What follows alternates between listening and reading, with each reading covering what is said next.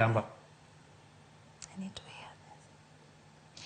Roy waseno bende ka county government kata sirikal mar county giduto gintiere gi migawo moro miluongo ni jotend migepe mabano otis ni CECs to ang'eyo ni ntiere mago mantiere sekta mar agriculture isebedo kitiyo gi jodak mantie alwora ma Kisumu.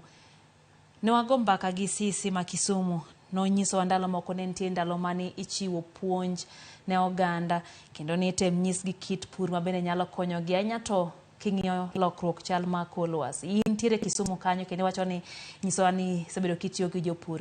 Bende puonjgi osechiw Roy? Puonjgi ichiwo kendo puonjgi wane achiel kuom jok machiwogi ni watemo ng'iso jopur ni nitie pur manyasani, nitie pur ma sani kineno kama in gi puodho ni en piny ma pi nyaka ketho chiembi.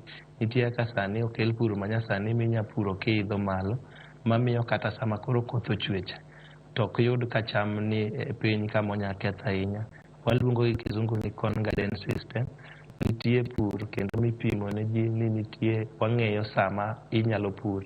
Ing'i kisesomo kor lwasi ing'eyo ni sama kama en per puro gima kama mondo sama koro biro to koth cha ok ketho ahinya. Koro magi to puonj moseketi kendo en puonj moseketi koriwre gi grube matindo tindo mantie kor alworawa gi sirikal kotelne gi sirikal mar county e migawo mar pur mar agriculture.